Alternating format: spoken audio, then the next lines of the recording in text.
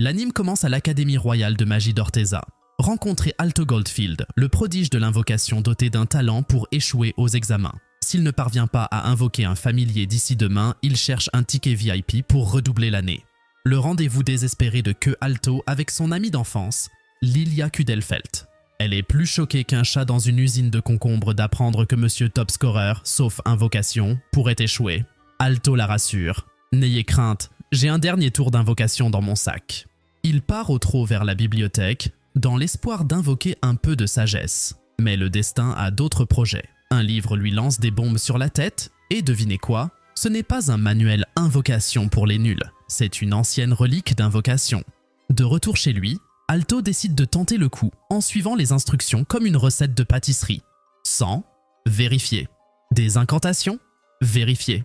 Et voilà, l'invocation fonctionne. Mais au lieu d'une créature majestueuse, il obtient Vermeil, une fille démoniaque dont la garde-robe est MIA. Attendez, avant de continuer, appuyez sur le bouton d'abonnement et aidez-moi à atteindre 1000 abonnés. Ils forment un contrat et Vermeil embrasse Alto pour drainer son mana. Elle tente de le séduire, mais il refuse et lui fait enfiler des vêtements. Après cela, Alto ne sait pas pourquoi un démon choisirait de lui servir de familier. Elle lui dit qu'elle a été enfermée dans le livre et qu'elle le servira par gratitude pour l'avoir libéré. Le lendemain, Alto présente Vermeil à son professeur comme convocation. Elle cache ses cornes et sa queue pour se faire passer pour une humaine. Lilia devient jalouse de Vermeil en les observant de loin. Pendant les cours, Vermeil s'assoit sur les genoux d'Alto, lui témoignant de l'affection. Le professeur lui dit qu'un tel comportement n'est pas approprié, au grand soulagement de Lilia. Mais Vermeil souligne que de nombreux étudiants ont leur familier assis à leur côté et cite la doctrine de l'école selon laquelle vivre la vie aux côtés de son familier. Le professeur reste sans voix et Lilia a du mal à l'accepter. Plus tard, Vermeil dit à Alto que Lilia est amoureuse de lui, mais il ne la croit pas. Vermeil l'embrasse pour reconstituer son mana et explique qu'elle doit le faire, sinon elle disparaîtra le lendemain. Tout le monde semble les regarder alors qu'ils se dirigent vers l'école. Alto dit à Vermeil de faire profil bas pour ne pas se démarquer. Soudain, un dragon se déchaîne sur le chemin, mais Vermeil l'arrête d'un seul coup, l'envoyant voler à l'horizon. Alto remarque que tout le monde regarde Vermeil et la gronde d'avoir attiré l'attention sur elle. Après l'école, Lilia s'invite à rentrer chez elle à pied avec Alto et Vermeil pour pouvoir les surveiller. Ils sont confrontés à deux étudiants, le propriétaire du dragon que Vermeil a vaincu et son grand frère, Rex. Ils sont venus se venger de Vermeil, mais pendant qu'ils sont distraits, Alto se faufile derrière eux et les emprisonne dans une prison de cristaux. Rex, un étudiant de 5e année, invoque son familier et se libère. Son familier est un dinosaure. Rex envoie son familier attaquer, mais Vermeil surcharge le mana d'Alto, lui permettant de déclencher une attaque magique de cristal beaucoup plus puissante, battant Rex. De retour chez lui, Vermeil demande à Alto ce qu'il veut dans la vie. Elle lui propose de le rendre riche, mais il lui dit que son rêve est de devenir un grand mage. Il explique que dans ce monde, il existe 4 rangs, apprenti, bronze, argent et or. Mais son objectif est d'aller au-delà et de devenir un mage classé platine. Vermeil approuve son ambition et promet de l'aider à la réaliser. Le lendemain, eux et Lilia rencontrent leurs amis, Marx et Cheryl, sur le chemin de l'école. Vermeil aime manger une crêpe pour la première fois. Ayant été enfermée pendant des centaines d'années, elle n'a jamais eu la chance de goûter à la nourriture moderne. En marchant, les élèves lèvent les yeux vers le ciel et voient une formation de dragons voler au-dessus de leur tête. Tous les élèves admirent le chef des dragonniers. Vermeil demande à Alto qui ils sont, et il explique qu'ils sont les Dragon Riders, le même club auquel Rex appartient. Alto prévient Vermeil qu'ils doivent faire profil bas pour ne pas avoir de problème avec le conseil étudiant. Vermeil, étant audacieux, lui dit qu'elle va tous les battre et qu'Alto sera classé. Or en un rien de temps. Alors qu'ils marchent, le conseil étudiant apparaît devant eux et le trio s'écarte rapidement. Alors qu'ils passent, Chris, le chef des dragonniers, regarde Vermeil en se demandant qui elle est. Plus tard, Rex est battue par Chris lorsqu'elle découvre qu'il a perdu contre Alto. Elle se sent gênée que quelqu'un comme Rex, avec un dinosaure familier au lieu d'un dragon, fasse partie des Dragon Riders. Elle continue de le battre et l'expulse finalement des Dragon Riders. Quand Alto apprend que Rex a été envoyé à l'infirmerie, il lui rend visite. Le frère de Rex blâme Alto pour l'expulsion de Rex des Dragon Riders. Réalisant ce qui s'est passé, Alto décide d'affronter la situation de front. Peu de temps après, Alto se dirige vers la plateforme de duel avec Vermeil à ses côtés. Au sommet, ils affrontent Chris. Malgré tous les obstacles, Alto remporte le duel. Tous les étudiants applaudissent Alto. et il devient rapidement populaire auprès des dames, ce qui rend Lilia encore plus jalouse. L'un des professeurs, le professeur Obsidian, apparaît et conseille à Alto de ne pas prendre les duels à la légère. Cependant, il félicite également Alto pour sa victoire avant de partir, suivi par toutes les dames admirant Alto. Alto demande à Lilia si elle aime aussi lui, mais elle est insultée par cette suggestion. Plus tard dans la nuit, Vermeil tente à nouveau de séduire Alto, mais il dit qu'on ne devrait embrasser que quelqu'un qu'on aime. Alors elle dit qu'elle l'aime, ce qui choque Alto. Le lendemain, Alto s'inquiète, tandis que Vermeil paraît rafraîchi. Mais Alto se souvient que Vermeil lui avait dit qu'elle l'aimait et qu'elle devenait complètement rouge. Il va voir le professeur Obsidian et lui demande si les démons peuvent tomber amoureux d'un humain. Obsidian lui dit que les démons ne veulent que des humains pour leur mana. Pendant le dîner, Alto confronte Vermeil, lui demandant si elle l'aime seulement pour son mana. Vermeil le réconforte. Elle fait ses preuves et l'embrasse sans vider son mana. Vermeil lui dit qu'il devrait essayer de l'embrasser, mais il ne peut pas se résoudre à le faire. Le lendemain, Alto est heureux d'avoir résolu ses sentiments envers Vermeil. Il s'excuse auprès du professeur Obsidian pour son étrange question sur les démons, mais le professeur est juste heureux de voir qu'Alto se sent mieux. Plus tard, Obsidian rencontre une étudiante en privé. Elle lui dit qu'elle l'aime et il l'embrasse. Cependant, il tient une seringue suspecte. La jeune fille est ensuite découverte gelée dans sa chambre. La rumeur de cet incident se répand. La jeune fille a été secourue, mais est restée dans le coma. Le conseil étudiant enquête sur les récentes attaques. Le vice-président, Ryuga Shinuji, et la membre exécutive Jessica Schwartz discutent de l'incident, révélant qu'il s'agit du troisième cas d'étudiant plongé dans le coma. Chris et son dragon sont vaincus par un Rex apparemment possédé et son dinosaure muté. Pendant ce temps, Alto et Vermeil sont en train de faire les courses lorsque le frère de Rex apparaît soudainement paniqué, implorant leur aide. Chris, en difficulté dans son combat contre Rex, tente de riposter en lui lançant une boule de feu. Il y a une énorme explosion, mais Rex résiste aux flammes alors que son corps commence à muter davantage. Rex invoque un pilier de rocher qui envoie Chris voler dans les airs. Alto et Vermeil arrivent juste à temps, exhortant Rex à laisser Chris partir. Rex jette Chris de côté et décide de régler le compte avec Alto pour l'avoir battu plus tôt. Alors que le pouvoir de Rex se déchaîne, Vermeil remarque quelque chose de familier. Rex invoque alors son familier qui a également muté. La main d'Alto brille alors que Vermeil se prépare au combat. Cependant, la présidente du conseil étudiant, Elena, arrive et, avec son épée familière, inflige plusieurs coups à Rex et son dinosaure muté, les assommant et détruisant leur mutation. Elena vérifie Chris, soulagée de ne pas avoir été gravement blessé, mais elle est bouleversée par l'état de Rex. Bien que Rex essaye de se relever, il est trop blessé et s'effondre. Chris se précipite vers lui alors qu'il est inconscient. Vermeil reste curieux du pouvoir mystérieux de Rex et Elena demande si Vermeil en a connaissance. Vermeil nie savoir quoi que ce soit. Le conseil étudiant tient une réunion et constate qu'il s'agit désormais du 5e incident. Il soupçonne que quelqu'un utilise de la drogue ou de la magie noire sur les étudiants. Pendant ce temps, Alto et Lilia sont informés de leur prochain examen pour passer au rang bronze. Alto semble distrait, mais Lilia lui rappelle à quel point l'examen est important. Vermeil, l'air fatigué, dit à Alto qu'elle retournera au dortoir pendant qu'il étudie. Alto s'inquiète, car Vermeil agit différemment depuis leur rencontre avec Rex. Lilia saisit l'opportunité d'être seule avec Alto, utilisant ses études comme excuse. Pendant ce temps, alors que Vermeil retourne au dortoir, elle rencontre le professeur Obsidian. Ils échangent quelques mots et il est surpris de la voir sans Alto. Vermeil l'interpelle, l'accusant d'être à l'origine des récents incidents. Obsidian joue l'idiot, mais Vermeil mentionne qu'elle peut sentir sur lui des démons de bas niveau. Elle l'avertit d'arrêter de s'immiscer, lui disant que le pouvoir auquel il est confronté est trop difficile à gérer pour un humain. Obsidian demande si elle envisage de l'exposer, mais Vermeil s'en fiche. Elle l'avertit simplement de rester à l'écart d'Alto, réalisant ce qu'est réellement Vermeil. Obsidian admet que ces démons sont en effet de niveau inférieur par rapport à elle. Alors que Vermeil s'éloigne, une poupée de papier flotte. Soudain, Obsidian apparaît derrière elle et lui injecte une seringue. Soudain, Alto ressent une vive douleur alors que sa main commence à briller. Il y a une énorme explosion dehors et il se rend compte que Vermeil est en difficulté. Il se précipite pour la retrouver, tandis que l'énergie sombre déferle à travers l'école et que le ciel devient d'un noir menaçant. Elena, sentant le dérangement, se précipite sur les lieux. Cependant, elle rencontre une poupée de papier, qu'elle coupe en deux, pour la voir se régénérer. La poupée se multiplie et fusionne en une grande créature, déclarant qu'elle ne peut pas la laisser passer. Elena combat la créature, Mais peu importe le nombre de fois où elle l'abat, elle se régénère. Pendant ce temps, Vermeil s'est transformé en un démon ailé imparable.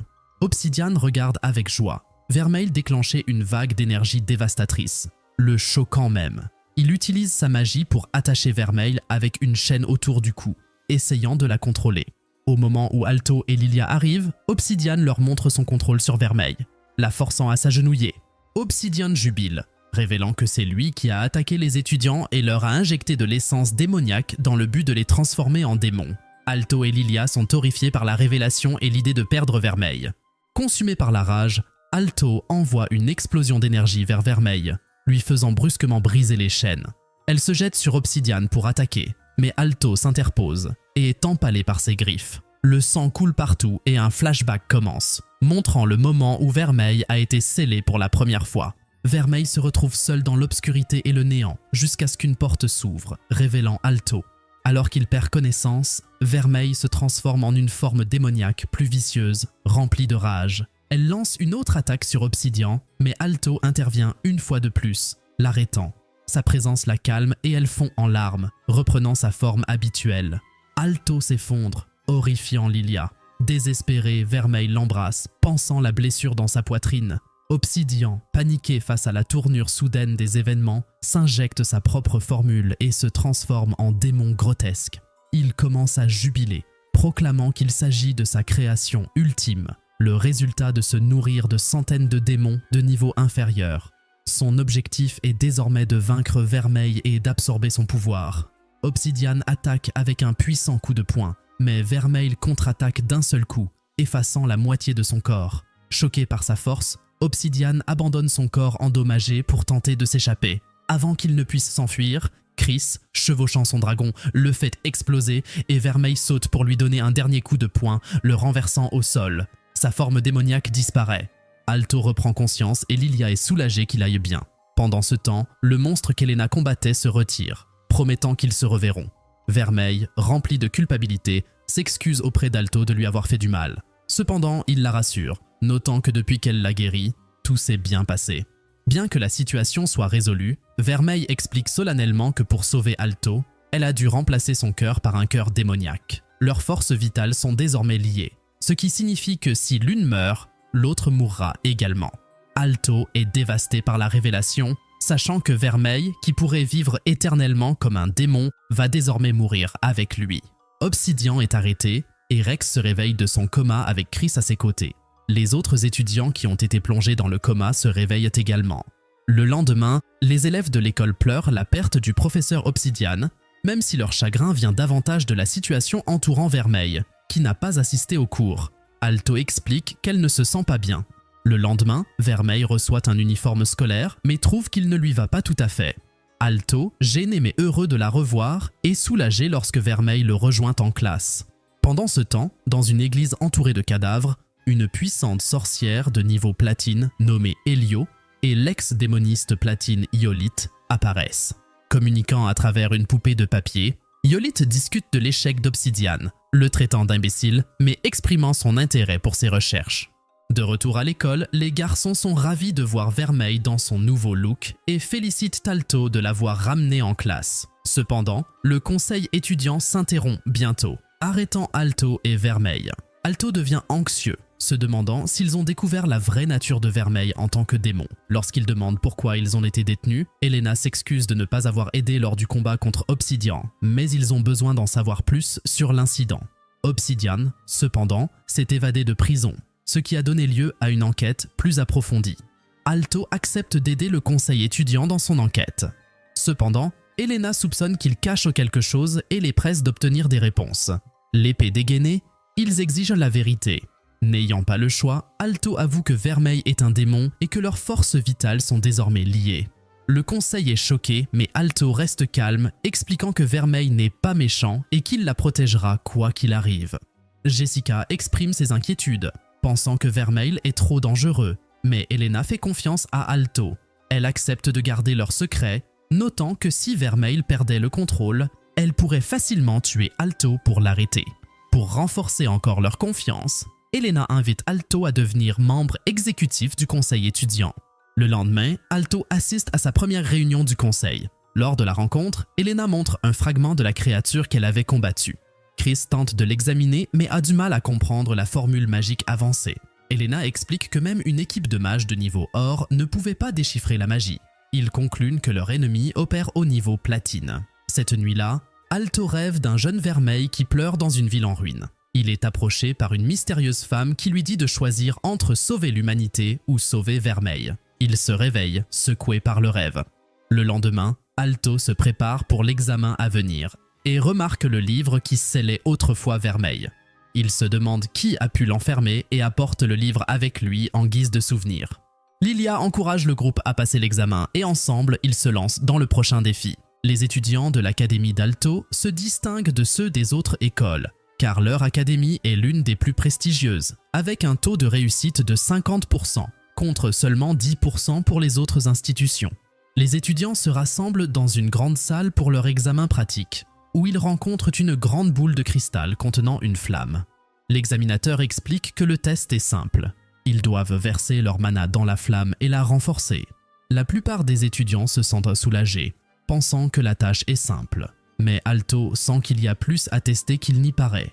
Le premier élève est appelé mais ne parvient pas à affecter la flamme, et le suivant, accompagné d'un féroce ours familier, échoue également. Quand c'est le tour de Lilia, elle s'avance avec confiance, se concentrant non pas sur le cristal mais directement sur la flamme, la faisant facilement grandir. Sa performance impressionne l'examinateur. C'est enfin au tour d'Alto, qui s'approche du cristal avec Vermeil à ses côtés.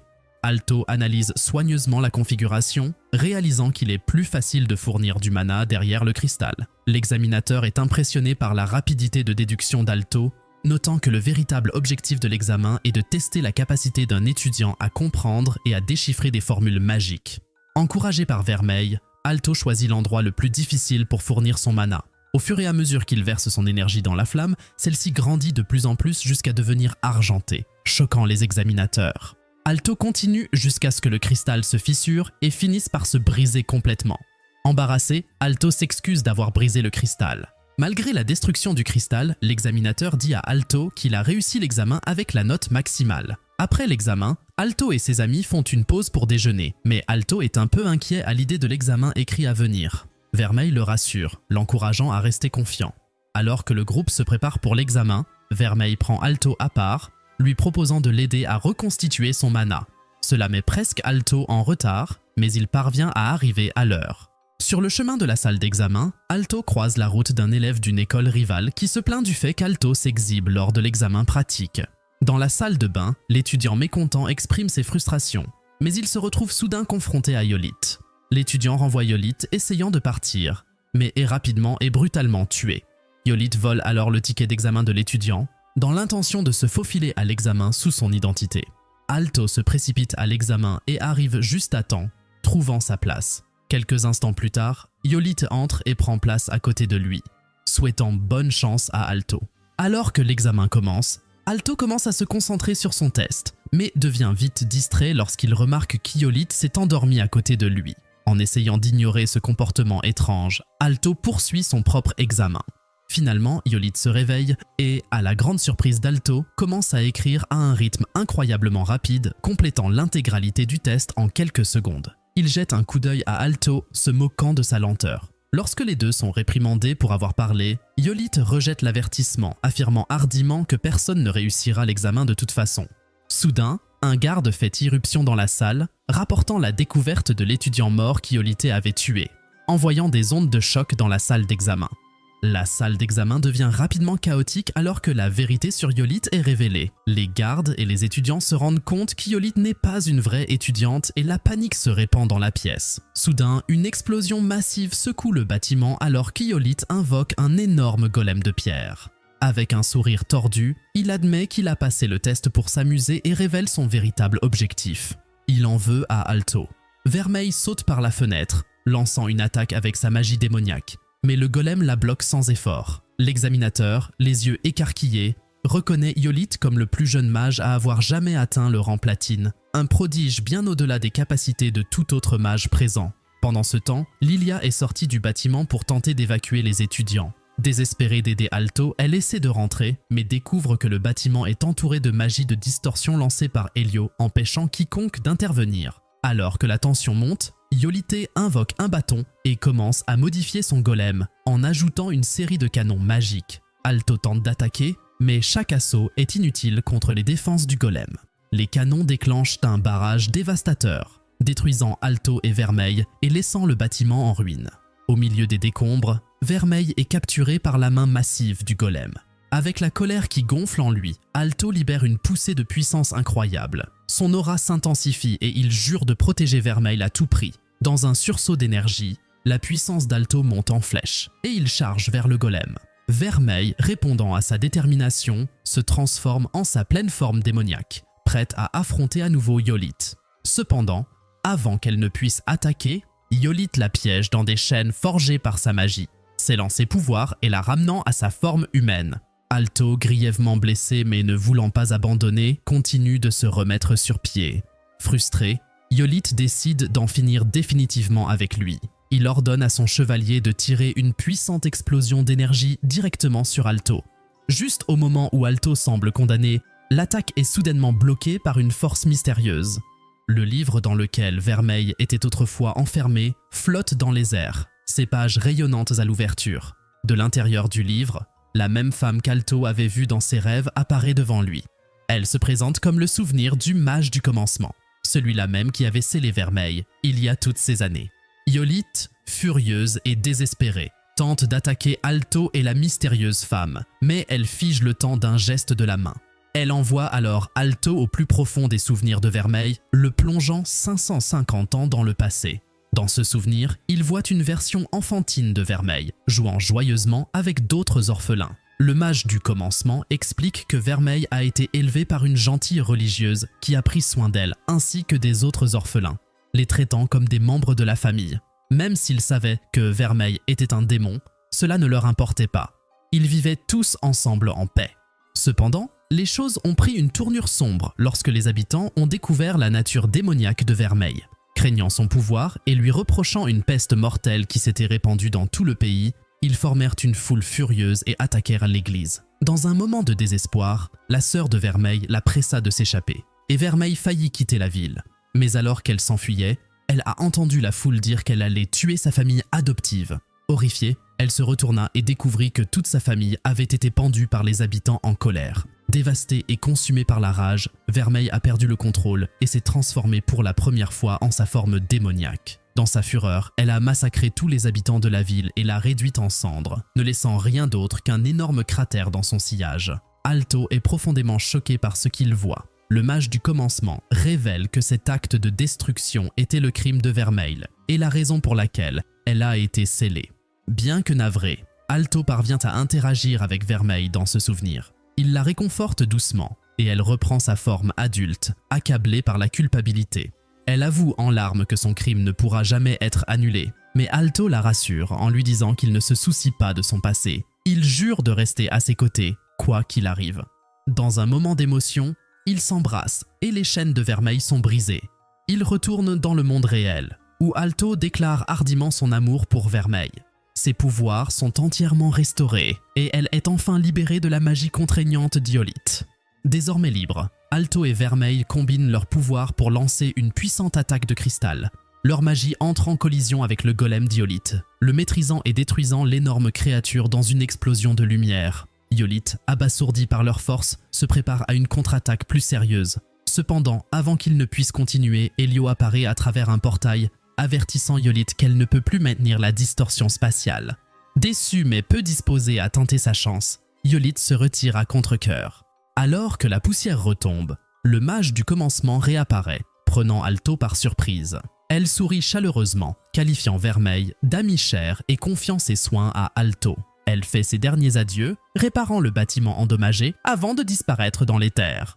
Lilia fait irruption sur les lieux, soulagée de constater qu'Alto est indemne. Plus tard, Alto s'entraîne assidûment, déterminé à devenir plus fort afin de pouvoir continuer à protéger Vermeil à l'avenir. Lors d'une réunion du conseil étudiant, Elena s'adresse au conseil, soulignant la nécessité de protéger l'académie de nouvelles attaques, d'autant plus qu'elle fait désormais face à des mages classés platine. Malgré les dangers à venir, les membres du conseil conviennent tous de travailler ensemble pour protéger leur école. Pendant ce temps, Lilia, Marx et Cheryl reçoivent les résultats de leurs tests et célèbrent leur réussite, ravis qu'ils aient tous réussi. Mais quand Alto est introuvable, l'esprit de Lilia tire des conclusions jalouses, soupçonnant qu'il passe du temps avec Vermeil. Effectivement, Alto et Vermeil apprécient la compagnie de chacun, leur lien étant plus fort que jamais. Ils expriment leur amour et leur détermination à se protéger mutuellement, heureux de relever ensemble les défis qui se présentent à eux. Et voilà, ce chapitre de l'histoire touchait à sa fin. Si vous deviez choisir entre invoquer un démon pour réussir vos examens ou risquer de redoubler pendant 1 an, quelle serait la compétence spéciale de votre démon? Déposez vos réponses fascinantes dans les commentaires ci-dessous et aidez-nous à atteindre 1000 abonnés. Continuons notre voyage récapitulatif de l'anime ensemble. N'oubliez pas d'aimer, de vous abonner et d'appuyer sur la cloche de notification.